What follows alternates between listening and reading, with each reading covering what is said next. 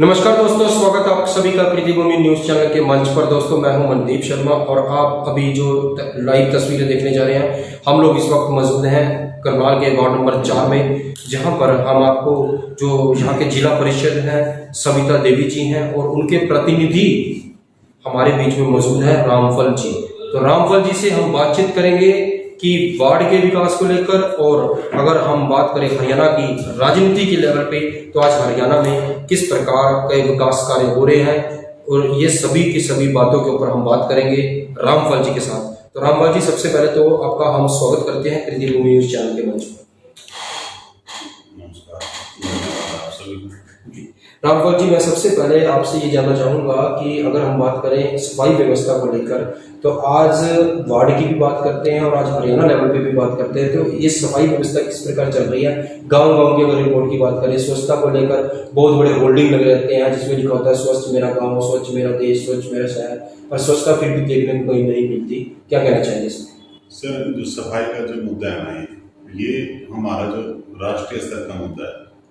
ये ऐसा नहीं है कि किसी एक गांव का या किसी कस्बे का या किसी मोहल्ले का मुद्दा है, ये पूरे राष्ट्रीय स्तर का मुद्दा है। और राष्ट्रीय स्तर पर जो आपने देखा है, अभी आपने देखा होगा अभी पहाड़ों से किस तरह से पानी सैलाब बन के आया आम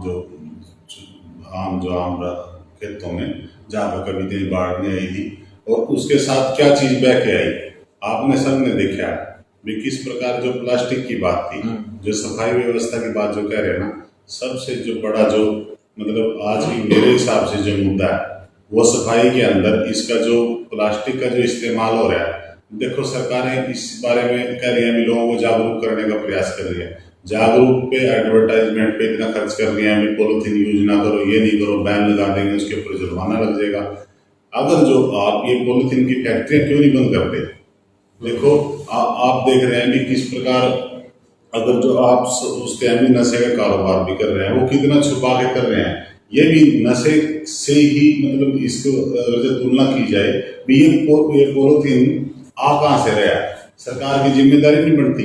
सरकार की जिम्मेदारी बनती है भी सबसे पहले तो प्लास्टिक के जो सामान है उनको हम ना बाजार में उतारें, क्योंकि सबसे बड़ा गंदगी का जो दिल्ली के अंदर आप जाकर देखोगे, दिल्ली के अंदर घुसने से पहले ही ढेर बन गया है। हमारे पहले जो हम ग्रामीण अंचल में रहने वाले आदमी हैं, हमारे ग्रामों में भी कोई दिक्कत नहीं थी, हम कूड़ा करकट हमारा खेतों में मिल जाता था और खाद उसकी बढ़ती थी।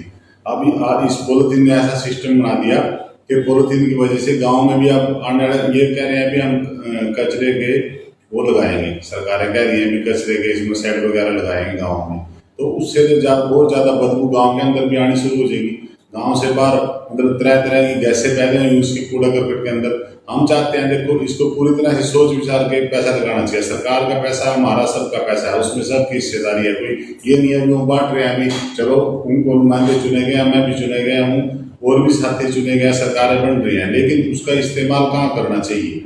सबसे पहले तो सरकारों को ये देखना चाहिए कि मैंने पैसे का कहाँ सदुपयोग होगा। रामफल जी, बात करते हैं, सरकार एक मुहिम चलाती है सबका साथ सबका विकास, पर कहीं ना कहीं धरातल पर बात करें तो सबका साथ तो हो रहा है, पर विकास के नाम पर कहीं ना कहीं कुछ ना कुछ कमी देखी जा रही है। क्या कहना चाहिए इस चीज के ऊपर? सर, इसमें है ना, देखो, कोई भी सरकार आती है, कोई कुछ ना कुछ अपना टोपी का कुछ ऐसी चीज लेके आती है। ये तो सरकार तो पहले शुरू से कह रही है कि हम तो जुमला पार्टी है, कहीं नहीं कुछ करना, कुछ इन्होंने है नहीं, कहना कुछ है करना कुछ है नहीं। सबका अगर जो विकास की बात है, सबका विकास, कुछ लोगों का विकास हो रहा है, क्या 15-20 पूंजीपति हैं देश के, उनका विकास हो रहा है। बाकी जो पहले ये था भाई, साधारण शब्दों में आपको मैं बताना चाहता हूँ कि सभी 10 रुपये इकट्ठे करके किसी के पास पैसे हो जाते भी, अपने बच्चे को नहीं भी सरकारी नौकरी मिलेगी, कोई ना कोई नहीं भी सरकारी नौकरी मिलेगी, कोई ना कोई रोजगार बच्चे को दिला देंगे, कोई दुकान करवा देंगे। लेकिन मध्य वर्गीय जो सिस्टम है ना, वो तो बिल्कुल ही समाप्ति की तरफ चले गए। गरीब और ज्यादा गरीब हो रहे, लेकिन कुछ पूंजीपति हर चीज को हड़पना चाहते हैं, हर चीज में विफलता सामने आ रही है। पैसा कहाँ लगाना है? हमारे जो पूंजी है इकट्ठा करते हैं, टैक्स लगाते हैं, उसमें कोई दिक्कत नहीं है, खूब टैक्स ले रहे हैं, लेना भी चाहिए, क्योंकि देश का विकास तभी होगा जब हम टैक्स लेंगे। उसी टैक्स का पैसा अगर जो सदुपयोग हो जाता है, सही आदमी के हाथ में पैसा लग जाए, जहाँ जरूरत हो वहां लग जाए, तो उससे हमारे उसी से हमें बेनिफिट होगा। रामफल जी, बेटी पढ़ाओ बेटी बचाओ का बहुत पॉपुलर एक नारा भी है और हर जगह की बात आ जाती है कि बेटी को पढ़ाना चाहिए, बेटी को बचाना चाहिए। आप इस पर क्या कहना चाहेंगे? क्या समाज के अंदर बेटी पढ़ाओ बेटी बचाओ अभियान क्या प्रॉपर काम कर रहा है या कहीं ना कहीं कमी है? देखिए सर, सबसे पहले तो अगर जो किसी मान लो किसी नारी जाति के लिए कोई विशेष पहला ही कदम उठाता है, हम उस कदम को भी सराहनीय मानते हैं। अभी चलो पहला कदम उठा, किसी सरकार ने सोचा है, अभी सभी सरकारों ने सोच रही हैं कि बेटियों को बचाए, महिलाओं को उसका अधिकार दिलाया जाए। लेकिन जो धरातल पर अगर हमें देखा जाए, धरातल पे वो चीज नजर नहीं आती। ऊपर से कागजों में दिखता है, लिखोपूर्ति करते हैं, लेकिन अगर जो धरातल पे हम देखें, हमारा तो एक करनाल जिले की उदाहरण है सबसे पहले का। कल्पना चावला मेडिकल कॉलेज है, हमारी बेटी ने हमारा देश का नाम चमकाया पूरा, और उसी के नाम से कल्पना मेडिकल कॉलेज बने। सुविधाओं के उस पर अगर जो देखें, हमें छोटे छोटे काम के लिए रोहतक जाना पड़ता है, चंडीगढ़ जाना पड़ता है, जबकि इतनी बड़ी बिल्डिंग बड़ी है, उसके अंदर डॉक्टरों की सुविधा नहीं है। मैं पिछली बारी की बात बताता हूँ आपको, 2-3 साल पहले जैसे डेंगू की बीमारी आ रही थी, उसकी मशीनें मैंने पता लगा भी 1-2 मशीनें सरकार उसमें दे रखी, लेकिन मशीनों को चलाने के लिए डॉक्टर उपलब्ध नहीं पाते मौके। और वही जो प्लेटें वगैरह मिलती हैं, वही बाहर से महंगे रेट में लोगों को खरीदनी पड़ी थी पहले। तो हम ये चाहते हैं भी अगर जो बेटियों का नाम चमकाना है, और कई बार ये भी सामने आया था भी इसका नाम भी चेंज करना चाह रही है सरकार, तो हम ये नहीं चाहेंगे कभी भी बेटी का नाम चमकाना चाहिए। जो हमारी बेटी देखो, कल्पना चावला ना इतना बड़ा नाम कमाया, उसकी खुद की योग्यता थी। हमारे बच्चे में पूरी क्षमता है, पूरा आगे बढ़ने की पूरी योग्यता है हमारे बच्चों में भी, इंडिया के बच्चों में भी। लेकिन सरकार का तो हमें यही कहते हैं भाई इनको कुछ फैसिलिटी कुछ दी जाए। देखो बसें भी नहीं चल रही हैं, लड़कियों को पढ़ाने के लिए उनकी बसों की सुविधा देनी चाहिए, फ्री एजुकेशन करनी चाहिए, और आगे भी स्कूलों में दाखिले वगैरह सब फ्री होने चाहिए। बात करें समाज के अंदर भ्रष्टाचार और कानून व्यवस्था को लेकर, सरकार दावा करती है कि भ्रष्टाचार खत्म कर देंगे, तो क्या आपको लग रहा है कि भ्रष्टाचार खत्म हो रहा है? क्या समाज में कानून व्यवस्था कैसे चल रही है इस वक्त?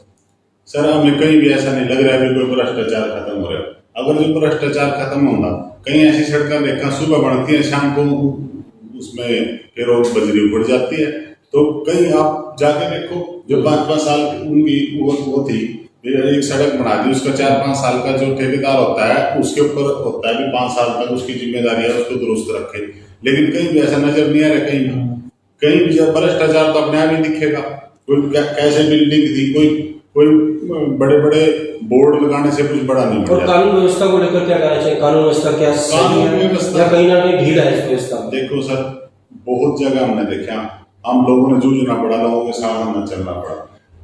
कानून व्यवस्था तो ये है, हर एक व्यक्ति को स्वतंत्र जाए, किसी को दिक्कत आए कानून व्यवस्था थाने में दरखास्त दे। लोगों को परवाह नहीं है इस चीज की। कितने क्राइम हो रहे हैं, जगह जगह कोई गोली फायरिंग कर रहा है, कोई कुछ कर रहा है। आप दूसरे प्रदेशों में भी देख लो, मणिपुर की देख लो, आप अपने देश है, अपने देश को अपने देश का राज्य का कंट्रोल होना चाहिए, तो वहां भी आप मतलब दूसरे तो हम बात करते हैं हरियाणा की। हरियाणा में मुख्यमंत्री अपने आप को ईमानदार कहते हैं, भी मैं ईमानदार हूँ। इस बारे में आप क्या टिप्पणी करना चाहेंगे? अगर ईमानदार हैं तो प्रशासन क्यों नहीं ईमानदार हो सका आज तक? सर पता क्या है, ईमानदार का देखो, जब तक उसको सही पकड़ नहीं करते, हम किसी भी व्यक्ति को ये नहीं कह सकते भी इसने ये गबन कर रखा है। लेकिन अगर जो आप देखिए धरातल पर नदी खिन रहे कहीं भी, सारी जगह भ्रष्टाचार है, पूरे कर्मचारी कहीं भी देख लो आप। अगर जो समय पर कोई काम नहीं होता, लोग जब से सरकार बनी है, देखो अगर जो मेरी बात सुनो, भ्रष्टाचार की, अगर जो खार के टाइम में खार नहीं मिलेगा, यूरिया, डीएपी के टाइम में डीएपी नहीं मिलेगा, तो वो मान ले तो 300 रुपए का कट्टा, 272 रुपए का कट्टा यूरिया का है। अगर जो समय पर नहीं मिलेगा, वो 300 में मिलेगा, 350। भ्रष्टाचार का यही तो है, भ्रष्टाचार का। अगर जो समय पर चीज उपलब्ध हो जाए तो फिर क्यों लोग भ्रष्टाचार करेंगे, क्यों लोग पैसा देंगे? इसी प्रकार हर एक चीज को अगर इसी से तुलना की जाए, अगर जो समय पर काम हो तो पैसे नहीं देता कोई भी। अगर जो किसी के काम में देरी हो जाए, कोई 2000 की जगह 4000 रुपए देगा अपना काम करवाने के लिए। लोगों ने तो अपने काम करवाने जी। एक और बात करते हैं नशे व्यवस्था को लेकर। आज नशा चरम सीमा पर फैल रहा है, गांव में नशा फैल रहा है। जो लड़के हैं, बेरोजगार लड़के, वो भी कहीं ना कहीं नशे की चपेट में जा रहे हैं, और प्रशासन कहता है कि हम नशा रोकने के लिए भरपूर प्रयास कर रहे हैं, पर फिर भी नशा नहीं रुक रहा। कहाँ पर किसकी चूक हो रही है? देखिए क्या कारण? नशे में जो सबसे पहला है, देखो अगर जो बेरोजगारी इसका सबसे बड़ा मैं मुद्दा मानता हूँ। जो नशे की तरफ जो युवा हमारा चला जा रहा है उनका अगर भविष्य दिख नहीं रहा है। बच्चे पढ़ते हैं, पढ़ाई में कितना कंपटीशन हो गया। पहले 40% 33% बच्चा पास हो गए, उसको कहीं न कहीं नौकरी की आशा रहती थी और लग भी जाते थे कहीं ना कहीं, अगर जो क्लियर पास भी हो जाता था। अब बच्चों में हो रहा है 90-95% बच्चों के एडमिशन तक नहीं होते। 90-95% 10वीं में 12वीं में बच्चे पास कर लेते हैं। कंपटीशन इतना है तो मानसिक तौर पर भी हमारा जो युवा पीढ़ी है मानसिक तौर पर भी मतलब परेशान है। अगर जो मानसिक तौर पर कोई परेशान होगा तो वो नशे की तरफ जरूर बचेगा। पहले जो सरकारें थी गाँव में खेलों का माहौल होता था, गाँव में खेल करवाते थे, पंचायत के स्तर पर भी खेल होते थे जिससे उत्साह होता था अपने उसमें, और नशे की तरफ से दूर भागता था युवा। तो अब एक सबसे बड़ा मुद्दा तो मैं मानता हूँ बेरोजगारी का। अगर जो अच्छी रोजगार मिल जाए, मैंने कहता बिल्कुल नशे की तरफ दूसरा अंकुश लगाना चाहिए। ये देखना चाहिए कि नशा सरकार की जिम्मेदारी बनती है कि नशा आ कहाँ से रहा है। रामपाल जी, आपके वार्ड नंबर 4 में कितने गांव आते हैं? मेरे जी 22 पंचायतें हैं और 25 के करीब गाँव हैं मेरे। तो 25 के करीब जो आपके गांव आते हैं, अब गांव की थोड़ी सी रिपोर्ट के बारे में बात करते हैं। आपकी प्रधानमंत्री आवास योजना के तहत आपके के गाँव में जितने भी आपके गाँव आते हैं, क्या उनमें इस योजना का लाभ लोगों को मिल पा रहा है या कहीं ना कहीं दिक्कत परेशानी आपको आ रही है उनको योजना का लाभ पहुंचाने में? ऐसा है जी, तरह पूरे वार्ड से मेरे पास काफी साथी आते हैं। पूरे लोग मेरे से कहते हैं हमारा मकान बनाया जाए, कड़ियों के कच्चे मकान बने पड़े हैं। पहले लोगों ने फॉर्म पर रखे थे लेकिन अभी तक उसकी कोई भी संज्ञान नहीं लिया किसी भी अधिकारी ना। हमारे को बने अभी 6 महीने हो गए, अभी तक तो एक मकान की कहीं भी कोई पक्का मकान नहीं बनाया। लेकिन हम तो अब ये चाहेंगे, शायद हम आपका भी ये चैनल चलाएं भी, किसी भाई का अगर जो किसी ने पहले फॉर्म पर रखा है वो हमारे से दे और हम जाके सरकार से इस बारे में बात करें भी। अगर जो मेरी बात सुन लो, कोई आदमी नीचे दबकर मर गया उसके बाद अगर जो उसका मकान बनाएंगे उसका फायदा क्या है? और अगर जो कोई किसी गरीब आदमी किसी से पैसे लेके अगर जो उसने लैंड करवा भी दिया उसमें, फिर उसकी ग्रांट खत्म हो जाएगी। दोनों जगहों से फंसा रखे है, तो क्या तो देनी है या क्या तो नहीं देनी है। तो वो बहुत बड़ी समस्या है जी। आवास योजना अगर जो कोई योजना है तो उसको धरातल पर लेके आने का काम करना चाहिए। इस बुढ़ापा पेंशन के बारे में बोला गया था, मुख्यमंत्री जी ने कहा था कि हम हर एक बुजुर्ग व्यक्ति के घर जाकर भी उसको पेंशन पहुंचेगी, उसको मिलेगी। तो अगर आपके गाँव की बात करते हैं, आपके जितने भी गाँव बात है, तो क्या वार्ड में पोजीशन? बहुत से गाँवों में काफी कलसी गाँव से भी फोन आया था 1-2 दिन पहले की बात है। बहुत से ऐसे गाँव हैं जहाँ पे मतलब वो कह रहे हैं अभी हमारी पेंशन नहीं है। अभी जो पेंशन विभाग में वो लोग जाते हैं अपना फॉर्म लेके, तो वो कहते हैं अभी आपके पास प्रॉपर वो जन्म प्रमाण पत्र नहीं है। ये पहले जो हमारा देश के सिस्टम में जन्म प्रमाण पत्र कोई बनवाने के उसमें नहीं था, तो उसका कोई मापदंड सरकार को बनाना चाहिए भाई किस प्रकार उनकी छंटनी की जाए। वो कहते हैं बड़ा लड़का इतने बड़े लड़के ने भी कई बार अपना जन्म प्रमाण पत्र नहीं बनवाया होता, तो उसका कुछ ना कुछ देखना चाहिए। गांव में जाकर प्रॉपर टीम गठित की जाए, क्योंकि अगर जो आप बेरोजगारी खत्म करना चाह रहे, पहली बात तो सारा जो तंत्र है, जो मतलब लोगों को रोजगार चाहिए, लोग तो बेरोजगार हो रहे, एक टीम बनाई जाए, स्पेशल नौकरियां निकालो, डी ग्रुप में निकालो। आगामी चुनाव तो देखो जी, मैं तो कांग्रेस पार्टी से हूँ, सीधी सी बात है। हम तो चाहोगे हमारी कांग्रेस की सरकार बनेगी, लोकसभा में भी जीतेंगे और विधानसभा में भी जीतेंगे। देखिए सर, सबसे पहले तो मैं आपके चैनल का और जनता को हाथ जोड़कर नमन करता हूँ और धन्यवाद करता हूँ। दूसरा, जनता जनार्दन, जनता भगवान का रूप है और मेरे को तो इतना साथ दिया मेरे भाइयों ने, कोई ऐसा कोना ही नहीं था जहाँ पे मेरे को वोट नहीं मिली।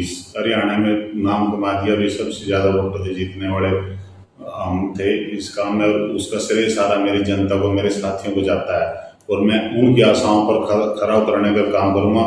लेकिन मैं भी उनसे ये भी चाहता हूँ कि मेरे साथ जो भी कोई आपको ऐसी बात लगे तो मेरे को जरूर वो बताएं भी क्या पीड़ा है क्या नहीं है। अगर जो मैंने अपना नंबर भी दे रखा है 98 962 47 361, अगर जो कई बार फोन भी नहीं उठा पाऊँ तो आप मेरे हाथ जोड़कर विनती है, मेरे व्हाट्सएप पर लिख कर भेज दे जो भी समस्या है। मैं कोशिश करूंगा दिल जान से भी अपने साथियों की आवाज को उठाऊं, जिस मतलब आपने योग्य समझ कर मुझको यह भरोसा मेरे ऊपर रखा है, तो उसमें आपके भरोसे पर कायम रह सकता